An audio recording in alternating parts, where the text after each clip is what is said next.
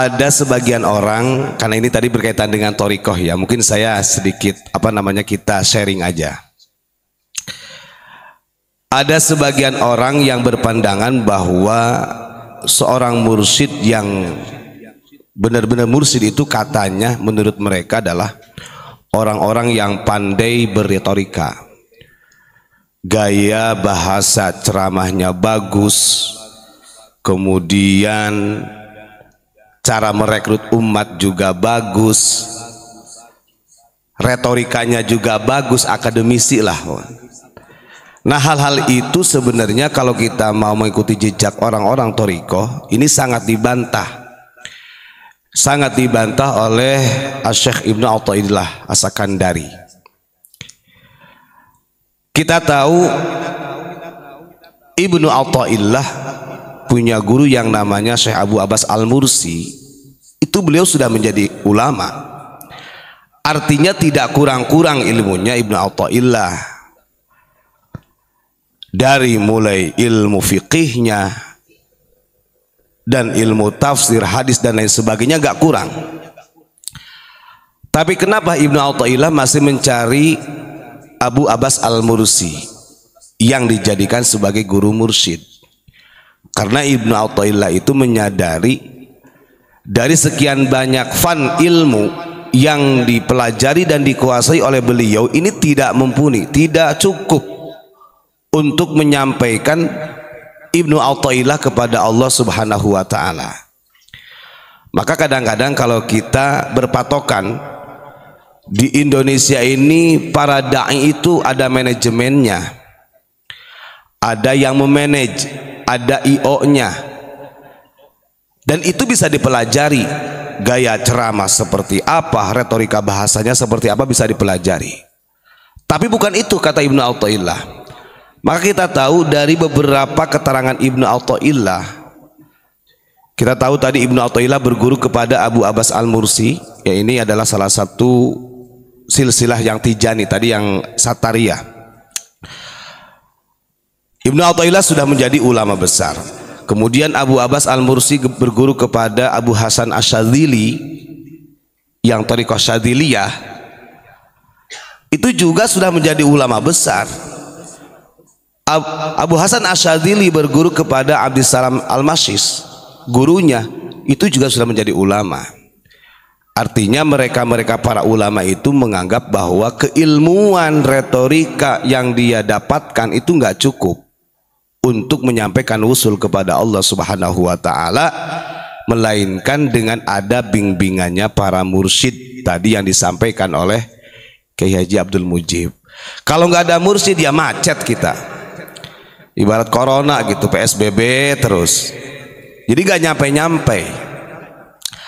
Maka yang ingin saya sampaikan ini perlu diulang-ulang supaya menjaga keistiqomahan kita. Kita lihat Abu Yamamah Ghufran, retorika bahasa di dalam ceramah tidak jauh dengan NKRI.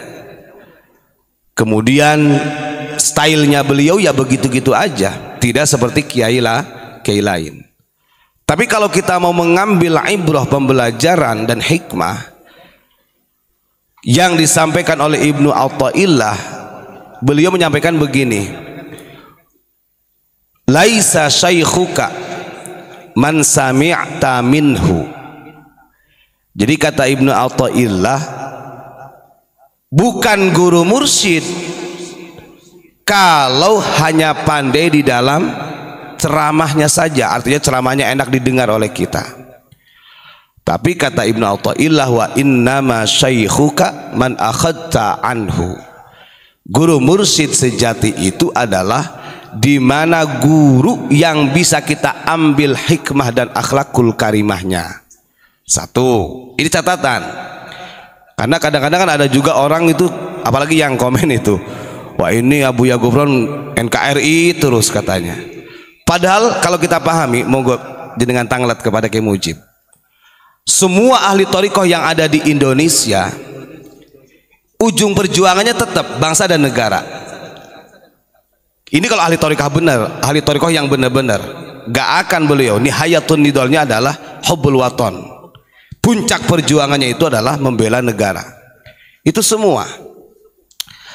Terus kemudian beliau juga menyampaikan begini, walaisa syaikhuka man wajahatka ibaratu. Bukanlah guru sejati atau guru mursyid seseorang yang hanya membimbingu dengan retorika. Kita dibimbing dengan cara-cara metode seperti itu. Bukan seperti itu guru mursyid. Wa innama syaikhuka alladhi sarrat fika isyaratuh. Tapi guru mursyid yang sejati adalah orang yang disebut guru bagimu adalah orang yang isyarah-isyarahnya mampu menyusup dalam sanubari, dan itu kita bisa rasakan. Makanya kalau kita mencari guru yang sejati yang bisa membimbing kita kepada Allah dengan ukuran ulama-ulama yang pandai dalam retorika, ya nggak cukup. Maka saya pernah berpikir, Kiai Abdul Mujib ini, beliau seorang kiai, punya murid banyak, tapi dengan sedemikian rupanya beliau bisa meyakini Abu Yamamah Ghufran yang secara style itu seperti itu. Ini nggak logika. Kalau orang-orang yang tidak memahami hikmah tentang isyarah di dalamnya, nggak akan nyampe. Nah, itu juga yang harus kita contoh. Artinya orang yang dekat dengan Allah itu tidak berpengaruh dengan stylenya, dengan cara ceramah, gaya ceramahnya, tapi itu adalah hasil kesempurnaan yang riyadhatun nafsi tadi, yang melatih diri. Itu yang disampaikan oleh Kiai Haji Abdul Mujib. Nah, itu diantaranya mengenai tentang perjalanan di mana kita harus memahami guru mursyid yang sejati. Dan kalau nggak ada guru mursyid ya nggak bisa. Sehingga nanti sampailah mursyid kamil mukamilnya tetap baginda Rasulullah Shallallahu Alaihi Wasallam. Itu yang disampaikan oleh Abu Yamamah Ghufran. Dan satu catatan, thariqah yang paling tua, yang paling sepuh ke Indonesia itu ya Syatariyah. Nah, ini mungkin ada sedikit nanti yang saya ingin tanyakan juga sama Kiai Mujib ini. Kan kalau kita pahami Syatariyah ini dari Syekh Sirajuddin Abdullah Sattar. Tapi kalau di kita kan lebih banyak menggunakan kalimat Syatariyah itu Pak Kiai. Nah, itu saya belum paham referensinya. Maksudnya gini, yang pernah saya baca dulu kan pernah Abu Yamamah Ghufran ini ketika sowan kepada Kiai Aziz Masyuri Denanyar, yang waktu itu beliau mencatat, yang waktu itu yang masih muktabarahnya masih 22 thariqah, belum sampai 40 lebih sekarang. Masih 22 thariqah yang dicatat, dan punten-punten thariqah Alawiyah belum tercatat di situ. Dan memang kita ini istilahnya meneliti hal itu dari dulu sama Abu Ya ini memang ada perintah, ada pergeseran sejarah dan lain sebagainya gitu.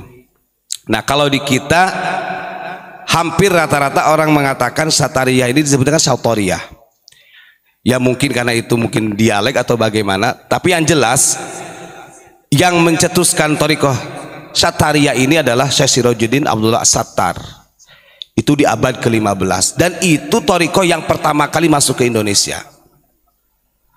Maka kalau ada orang yang mengatakan kemudian ini nggak punten, ini agak sedikit nyinggung kepada para habaib. Ketika ada orang yang mengatakan thariqah Alawiyah ini adalah muara thariqah dari semua thariqah, bahkan termasuk Sadatul Ba'alawi ini adalah awwalu man yadkhulul Nusantara gitu bil Islam, ini bohong, ini pembohongan publik.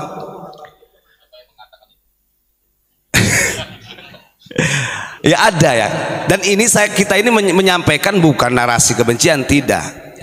Saya sering ingatlah, biasanya kan mereka punya fatwa kalau yang hak katakan hak, yang batil katakan batil.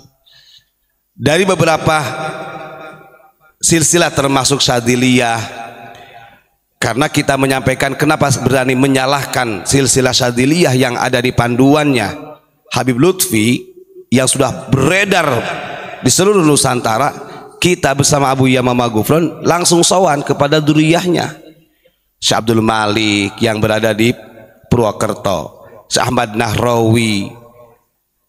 Ini kan ada pencakokan Al-Habib, bahkan akhirnya dimargakan bin Yahya. Dan kita bersama Abu Ya sudah ada upaya sangat luar biasa walaupun belum dijawab-jawab tuh sama Habib Lutfi, suruh mengganti itu. Karena pelurusan, maksudnya begitu loh, pelurusan. Jangan sampai 10 tahun 20 tahun yang akan datang bahwa pembawa silsilah Syadziliyah ke Indonesia itu adalah para habaib. Bukan, kan begitu. Wong Habib Lutfi ini mengambil dari Kiai Haji Abdul Malik Purwokerto. Kiai Haji Abdul Malik mengambil sanadnya dari Kiai Haji Ahmad Nahrawi. Beliau lahir di Purbalingga, kita ngobrol sama cucu-cucunya di sana. Dan beliau cucu-cucunya juga gak terima sebenarnya ketika ada dicangkokkan dengan Bini Yahya, karena bukan Bini Yahya, itu keturunan kerajaan semuanya. Nah, biar anak bangsa ini paham, oh ternyata memang. Dan dari catatan thariqah yang mutabaroh, tidak ada satupun yang silsilahnya kepada habaib. Itu catatan, kecuali thariqah Alawiyah mungkin ya, karena itu thariqahnya para habaib. Maka kalau ada orang mengatakan, wah ini benci sama Habib, sangat salah. Kita ini menjelaskan, meluruskan sejarah-sejarah yang selama ini sudah dirubah.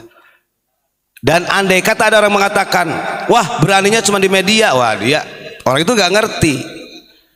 Berapa kali Abu Yamamah Ghufron ini bersama Habib Lutfi di dalam acara yang sama sampai 4 kali beliau tidak hadir.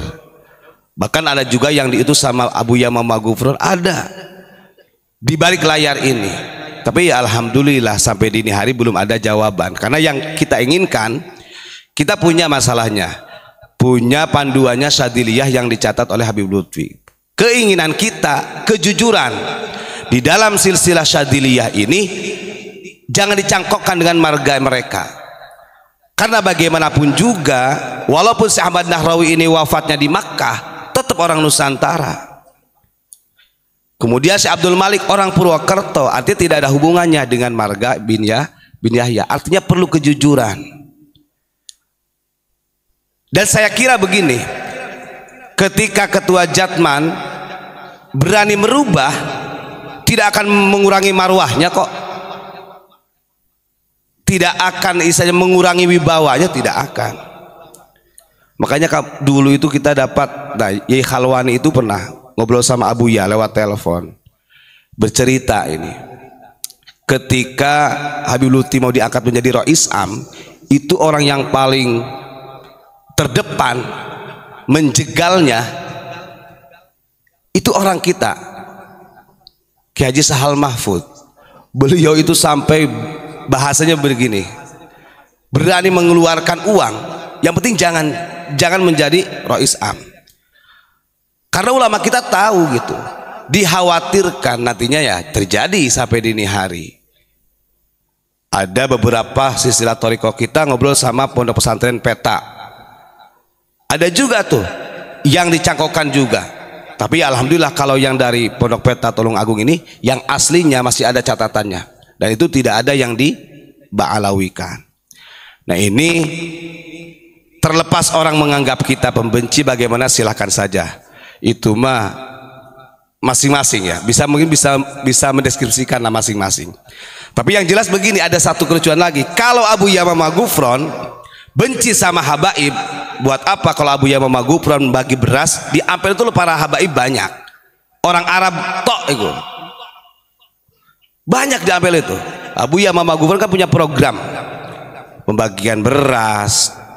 Itu tetangga-tetangganya yang anak-anak NTT itu ya tetap dikasih lah.